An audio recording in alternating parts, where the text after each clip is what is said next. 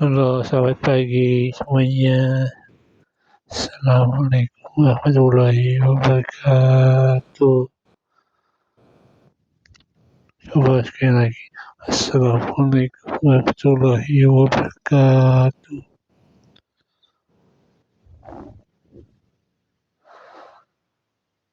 Nah, saya akan menjelaskannya panduan bagi pengawas TPS dalam pemungutan dan penghitungan suara pemilu 2024. Bagian 1. Sebelum pemungutan suara, yang pertama, pengawas masa tenang. Yang kedua, langkah-langkah pengawas. Yang ketiga, pengawas persiapan pemungutan suara. Pengawas penyampaian surat pemberitahuan pemilihan. KPP menyiapkan pemungutan suara, termasuk KPPS yang menyesuaikan dengan pemungutan suara ya. Bagaimana membangun TPS? Nah, setiap TPS ini biasanya TPS cuma ada satu ya saja. C. Prinsip TPS akses. Untuk mengaksesnya, TPS harus bisa menyesuaikan dan bisa memilih TPS yang tepat. 5. Pengawas perlengkapan pemungutan suara. 6. Langkah-langkah pengawasan. Bagian 2. Pengawas pemungutan suara ya sama aja ya. Bagian 3. Pengawas jalannya penutupan pemungutan suara.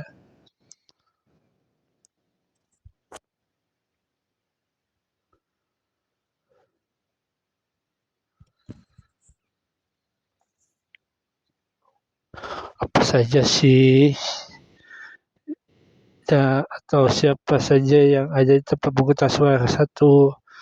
KPPS, yaitu kelompok yang dibentuk oleh PPS untuk melaksanakan pemungutan suara di tempat pemungutan suara TPS. Nah, KPPS ini dibentuk kelompok oleh PPS dan ditempatkan pemungutan suara di tempat pemungutan suara TPS ya. 2. Pengawas TPS itu petugasnya dibentuk oleh Bawascam untuk membantu Bawaslu kelurahan desa dalam melakukan pengawasan TPS. Pengawas TPS harus diawasi oleh pengawas TPS ya, untuk membantu kelurahan desa, misalnya menyukseskan TPS, mencari keadilan dan golongan-golongan tertentu, tapi jangan golongan upet ya. 3. Sanksi, yaitu orang yang mendapat surat mandat tertulis dan tim kampanye atau pasangan calon yang diusulkan oleh partai politik atau golongan gabungan partai politik untuk pemilihan presiden dan wakil presiden. Pengurus partai politik tingkat Kabupaten Bogor, Kabupaten kota atau tingkat di atas untuk pemilu anggota DPR, DPRD provinsi dan DPRD kabupaten kota dan calon untuk pemilihan anggota DPD. Nah, saksi ini biasanya oleh panitia tertentu ya. Misalnya panitia melakukan pengawasan tempat pemungutan suara dan pemilihan pemungutan suara, perhitungan suara dan lain-lain dan sebagainya. 4. Pemilihan, yaitu warga negara Indonesia yang sudah genap berusia 17 tahun atau lebih, sudah kawin atau sudah pernah kawin yang memenuhi syarat sebagai pemilihan dalam pemilu. Nah, pemilihan ini harus berumur 17 tahun ya, yang sudah kawin yang memenuhi syarat sebagai pemilihan dalam pemilu. 5. Petugas ketertiban TPS, yaitu petugas dibentuk PPS untuk menangani ketentraman, ketertiban, keamanan di setiap tempat pemungutan suara. Petugas ketertiban TPS ini dibentuk sama TPPS ya, untuk menangani 3K, yaitu ketentraman, ketertiban, dan keamanan. 6. Pemantauan pemilu, perorangan, kelompok atau organisasi yang melakukan pemantauan proses melaksanakan pemilu secara mandiri dan sukarela. Pemantauan pemilu diakreditasi oleh Bawaslu baik dari dalam maupun dari luar.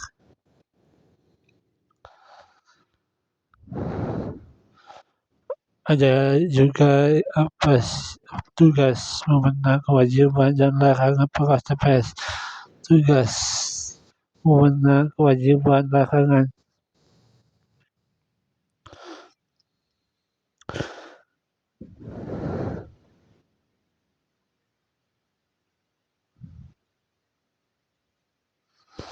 Nah, kepastian ruang di tempat duduk yang cukup untuk saksi dan pengawas TPS yang berada di dalam TPS ini. Contohnya gambarnya.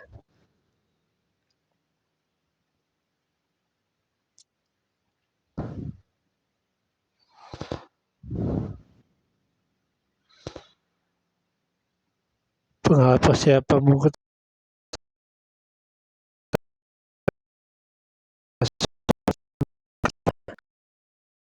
pencoblosan, perlengkapannya harus sama. Ada 1 kotak, 2 kotak, 3 kotak, 4 kotak. Warna ya. 2. KPPS mendapat tas kotak suara di depan meja ketua KPPS. Saat pemilihan suara. 3. KPPS persiapan mengatur pemilihan untuk menepati tempat duduk yang telah disediakan. 4. Ketua KPPS menerima surat mandat saksi. 5. KPPS mempersiapkan kepada saksi, pengawas TPS, pemantauan, pewarta dalam pemilihan untuk menyaksikan proses persiapan pemungutan suara. 6. Ketua KPPS menyampaikan surat tugas dan identitas diri dari pemantauan dan pewarta.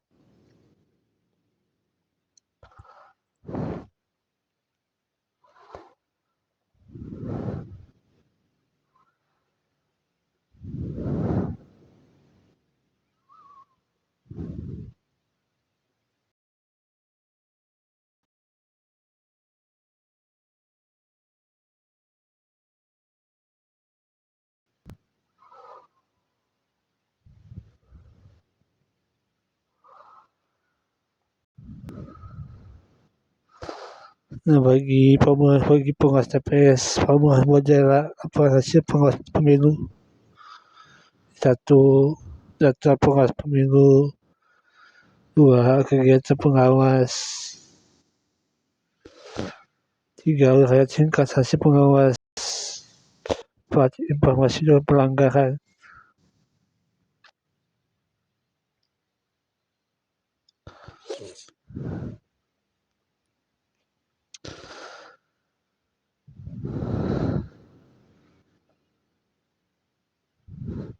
Nah, ada juga sumber rujukan. 1. Undang-Undang Nomor 7. 2. Peraturan Badan Pengawas Pemilihan Umum. 3. Peraturan Komisi Pemilihan Umum.